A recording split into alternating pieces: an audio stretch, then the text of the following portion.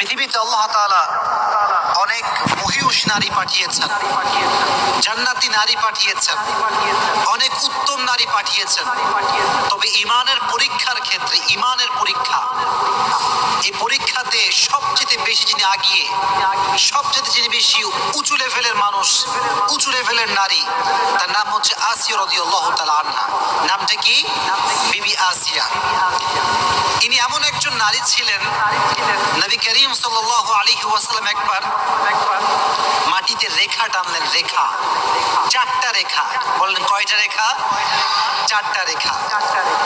বললেন সাহাবা একরাম থেকে, সাহাবা একরাম বলে এটা কি?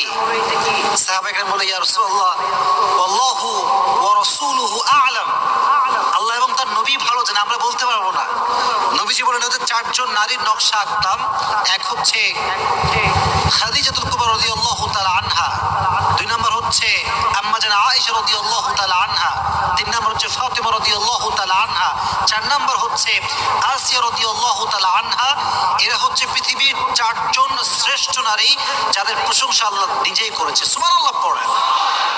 তাহলে মোট কয়জন নারী আছে? এর মাঝে আসিয়া রাদিয়াল্লাহু তাআলা আনহার নামটা নবীজি বলেছেন কি বলেন নাই? বলেছেন। তাহলে বোঝা গেল আসিয়া রাদিয়াল্লাহু তাআলা আনহার সম্মানটা হচ্ছে অনেক বেশি, অনেক হায়ার লেভেল অফ স্ট্যাটাস তিনি বিলং করেন। এজন্য আজকে আমরা তার জীবনী নিয়ে কথা বলবো। শুনেন, পৃথিবীতে কিছু কিছু নারী পুণ্য অর্জন করেছে। পুরুষদের মাঝে অনেক পুরুষ জীবনে ঈমানের পরীক্ষা দিয়েছে, অনেক নেকি অর্জন করেছে, ইসলামের জন্য স্যাক্রিফাইস করেছে, আল্লাহর জন্য স্যাক্রিফাইস করেছে। তবে ঈমানের পরীক্ষায় আমি আগেও বলেছি, আবারও বলছি, ঈমানকে প্রমাণ করার ক্ষেত্রে সবচেয়ে একজন নারী বেশি আগিয়ে, বেশি এগিয়ে। তার নাম কি বলেন তো? হচ্ছে, বলেন নামটা কি? আসিয়া রাদিয়াল্লাহু তাআলা আনহা। মনে রাখবেন, আসিয়া হচ্ছে ফেরাউনের স্ত্রী। ফেরাউনের নাম শুনছেন আপনারা সবাই? মিশরের সেকেন্ড রামসিস ছিল তিনি।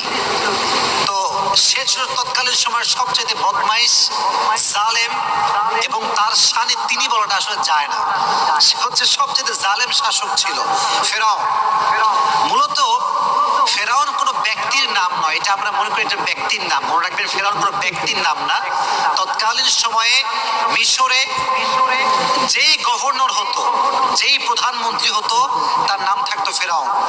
তবে এই ফেরাউনের নাম সবচেয়ে বেশি হাইলাইট কেন? কারণ এর কথা কোরআনে আছে। এই সবচেয়ে বেশি জালেম ছিল। এই ফেরাউন মুসা আলাইহিস সালামকে কষ্ট দিয়েছে, আসিয়াকে কষ্ট দিয়েছে। এটা হচ্ছে সেই ফেরাউন।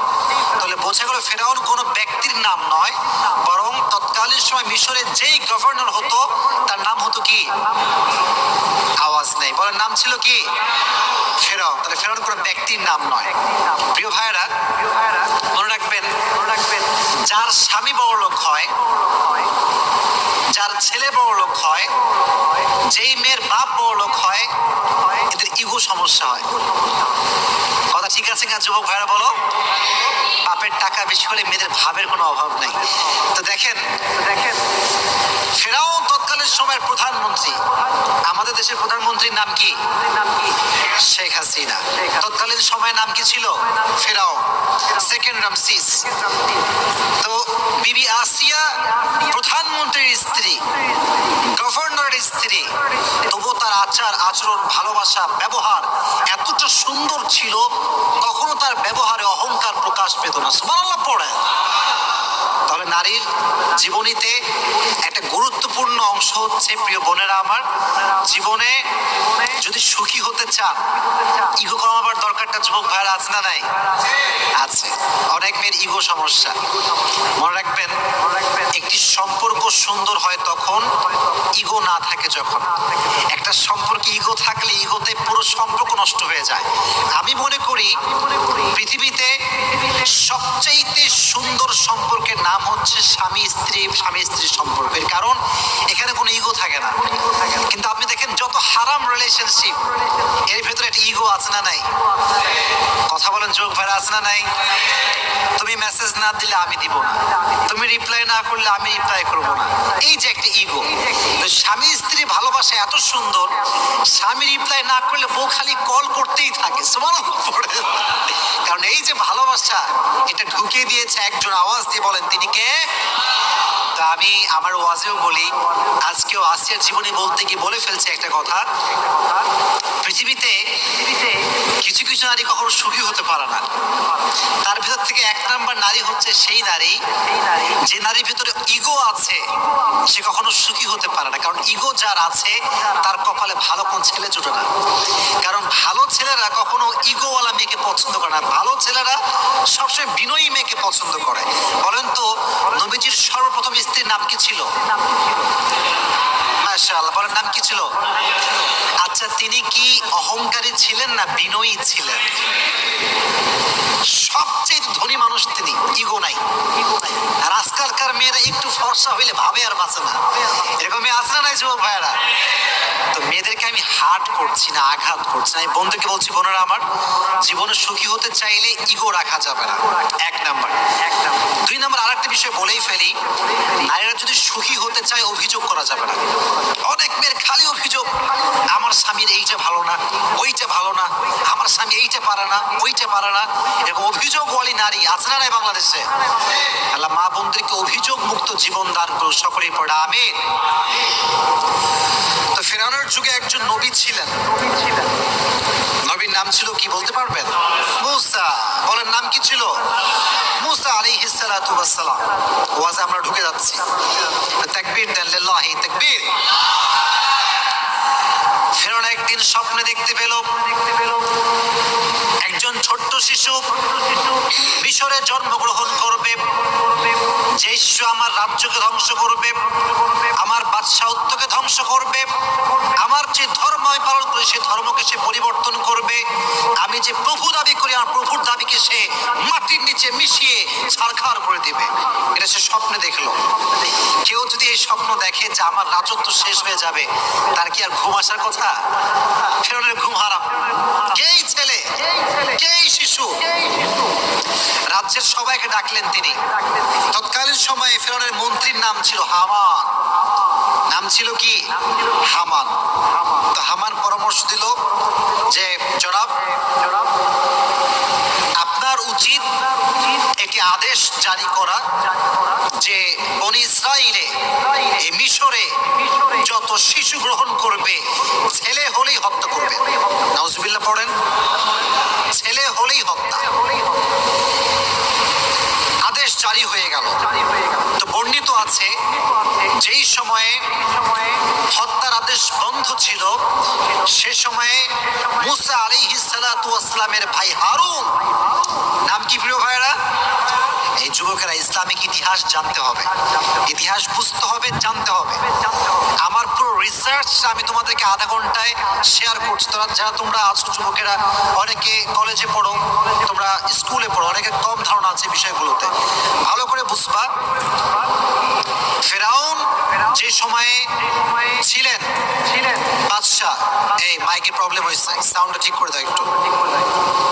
আচ্ছা, যেটা বলছিলাম, তো সেই যুগে ফিরআউনের যুগে একজন নবী, সে নবীর নাম ছিল কি?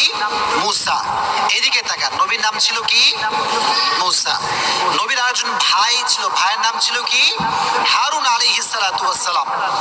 তো যখন হারুন আলাইহিস সালাতু ওয়াস সালাম জন্মগ্রহণ করেন তখন হত্যার আদেশ বন্ধ ছিল, কিন্তু মূসা আলাইহিস সালাতু ওয়াস সালাম যখন জন্মগ্রহণ করেন তখন হত্যার আদেশটা জারি ছিল। তো মূসা আলাইহিস সালাতু ওয়াস সালামের আম্মাজান বড় ভয় পেলেন যে যদি আমার সন্তানকে হত্যা করে তাহলে আমার কি হতে পারে, তাহলে আমার কি অবস্থা হতে পারে। তিনি অনেক ভীতু হয়ে গেলেন, অনেক ভয় পেলেন যে আমার কি হতে পারে। তখন তিনি যে কাজটি করলেন সেটি হচ্ছে ওনার সন্তানকে তিনি গোপনে লালন পালন শুরু করলেন, গোপনে, কেউ জানতো না। একটা বাচ্চা যে জন্মগ্রহণ করেছে তার ঘরে কারো কোনো খবরই ছিল না, তবুও ভেতরে একটা ভয়, ফিরআউন যদি জানতে পারে, যদি লিক হয়ে যায়, খবর হয়ে যায়, তাহলে আমার কি হবে। তো আল্লাহ তাআলা আদেশ করলেন করলেন যে হে মুসার মা।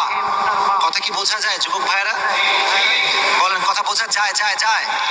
তাকবীর দেন, লিল্লাহি তাকবীর। আল্লাহ তাআলা মুসা আলাইহিস সালাতু ওয়াস সালাম মায়ে একটা আদেশ বুঝাই দিলেন যে তুমি তোমার সন্তানকে ছোট্ট একটা কাঠের বাক্স তৈরি করো। কাঠের বাক্স তৈরি করে তুমি তোমার সন্তানকে নীল দরিয়ায় ভাসিয়ে দাও। তো যখন আল্লাহ তাআলা আদেশ করলেন তখন তিনি তাই করলেন। ছোট্ট একটা বাক্সতে মুসা আলাইহিস সালাতু ওয়াস সালামকে বন্দী করলেন। বন্দী বলতে রাখলেন এবং তাকে তিনি ভাসিয়ে দিলেন। তবে প্রিয় ভাইয়েরা, আল্লাহ তাআলা ওয়াদা করেছিলেন তুমি আমার উপরে ভরসা করে বাচ্চাকে ভাসিয়ে দাও, তোমার বাচ্চাকে ফেরত দিয়ে দিবে একজন। আওয়াজ দিয়ে বলেন তিনি কে? সাউন্ডে কোনো সমস্যা হচ্ছে? আমি যেটা বলছিলাম, আল্লাহ তাআলা তাকে হৃদয়ে চিন্তা দিলেন যে তুমি তোমার বাচ্চাকে ভাসিয়ে দাও। তো বাচ্চাকে ভাসানোর পরে মজার ঘটনা দেখেন, খুব ভালো করে খেয়াল করবেন। বলেন তো মুসা যখন জন্মগ্রহণ করেছিলেন তখন কি হত্যার আদেশ বন্ধ ছিল না জারি ছিল? বন্ধ ছিল না জারি ছিল? জারি ছিল। তো এই বাচ্চাটা ভেসে ভেসে ভেসে কার কাছে আসছে জানেন? ফেরাউনের যেই প্রাসাদ, প্রাসাদের সামনে যে দরিয়ার ছোট্ট একটা নালা চলে গিয়েছে সেখানে এসে থামছে। তো বিবি আসিয়া রাদিয়াল্লাহু তাআলা আনহা এবং তার বান্দি যারা ছিল, দাসীরা সব বসেছিল সেখানে। ছোট্ট একটা কাঠের সিন্দুক ভেসে আসছে। সবে অবাক, কিরে এইটা। যখন খুলেছে দেখছে এত সুন্দর ফুটফুটে বাচ্চা, এতটা সুন্দর বাচ্চা, যতটা সুন্দর বাচ্চা তারা জীবনে কখনো দেখে নাই। সুবহানাল্লাহ পড়ে। নবীর চেয়ে এত এমনি সুন্দর হয়। তো দেখে আল্লাহর কি জেরা খেলা, এটা বড় বোঝা, বড় দায়। তো আসিয়া রাদিয়াল্লাহু তাআলা আনহা অনেক পছন্দ হলো। উনি বললেন ঠিক আছে, এই বাচ্চাকে তোমরা নিয়ে আসো, এ আমার ঘরে থাকবে। এবং ফেরাউন তো যতই হোক স্বামী, তো স্বামী হলে ভালোবাসা স্ত্রীর প্রতি থাকে না? থাকে, ভালোবাসা থাকেই। তো বিবি যখন বলছে এটা আমার পছন্দের বাচ্চা, এটা আমার লাগবেই লাগবে, তখন ফেরাউন বলছে ঠিক আছে যাও, কোনো সমস্যা নেই, আমি একে রাখবো। দেখেন আল্লাহ তাআলার ওয়াদা কতটা সত্য। মনোযোগ আছে সবার? আচ্ছা বলেন তো, মুসা আলাইহিস সালাতু ওয়াস সালাম একজনের নবী, তিনি কে? বলেন তিনি কে? সব ক্ষমতা একজনের হাতে, তিনি কে? মায়ের মন তো ব্যাকুল যে আমি আমার সন্তানকে দরিয়ায় ভাসিয়ে দিয়েছি, কোথায় গেল আমার সন্তান? অস্থির হয়ে গিয়েছে। واصبح فؤاد ام موسى ان كادت لتبدي به لولا ان ربطنا على قلوبه لتكون من المؤمنين। আল্লাহ বলছে আমি মুসার মায়ের অন্তরকে ঠান্ডা করে দিলাম, কারণ যদি আমি ঠান্ডা না করতাম সে অস্থির হয়ে যেত। কি হয়েছে ঘটনা? এই বাচ্চা কারো দুধ খায় না, রাজ্যে এত মহিলা এত মেয়ে, কারো দুধ খায় না। এদিকে মুসার যেই বোন ছিল সে তার পিছে পিছে আসছে। মুসা যায় কোথায়, কোথায় ভেসে ভেসে যায়। সে সব দেখতে পাইছে যে মুসা কোথায় আছে, কোন অবস্থায় আছে। এবং যখন মুসাকে রাজ্যে ঢুকানো হয়েছে সে কেউ দুধ খাচ্ছে না, এই খবর সে পেয়ে গিয়েছে। তখন সে বলছে সবাইকে ডাক দিয়ে, আচ্ছা আমি যদি একজন নারীর সন্ধান দিয়ে আপনাদেরকে, এমন নারী যে নারী এখানে আসলেই বাচ্চাটা দুধ পান করবে, আপনাকে তাই গ্রহণ করবেন? সে বলছে অবশ্যই, নিয়ে আসো। কোথায় সেই মহিলা? আল্লাহর আদেশ দেখেন, সঙ্গে সঙ্গে সে গিয়ে মুসা আলাইহিস সালাতু ওয়াস সালাম মায়ের কাছে গেলেন, গিয়ে বললেন যে এই ঘটনা, আপনাকে এখন ফেরাউনের কাছে যাওয়া লাগবে। নিয়ে আসছে। নিয়ে আসার পরে যখনই বাচ্চা কোলে নিয়েছে সঙ্গে সঙ্গে বাচ্চাটা দুধ পান করতে শুরু করে দিয়েছে। সুবহানাল্লাহ পড়েন। তো যখন দুধ পান করতে শুরু করছে ফেরাউনের মনে সন্দেহ, কিরে এই বাচ্চা কারো দুধ পান করে না, এই মহিলার দুধ কেন পান করে? ভেতরে একটা সন্দেহ যুবক ভাইরা আছে না নাই? আছে। তখন বললো এই কি খবর, এই বাচ্চা তোমার দুধ কেন পান করছে, কি ব্যাপার হয়, সমস্যাটা কোথায় বা বাস্তবতা আসলে কি? তখন সে বলল যে দেখুন, আমি এমন একজন নারী, এমন একজন মহিলা যে আমার কাজই হচ্ছে বাচ্চাদেরকে দুধ পান করানো। এজন্য যে কোনো বাচ্চাই আমার দুধ সহজে পান করে, এই জন্য এই বাচ্চাও খুব সহজে আমার দুধ পান করেছে। এই যে একটা উপস্থিত জবাব, এটা মুসার মায়ের অন্তরে ঢুকাই দিয়েছে। একজন আওয়াজ দিয়ে বলে, তিনি কে? এবার আল্লাহর কি সুন্দর আমানত রক্ষা। ফরাদাদনাহু ইলা উম্মিহি কাই তাকাররা আইনুহা ওয়ালা তাহজান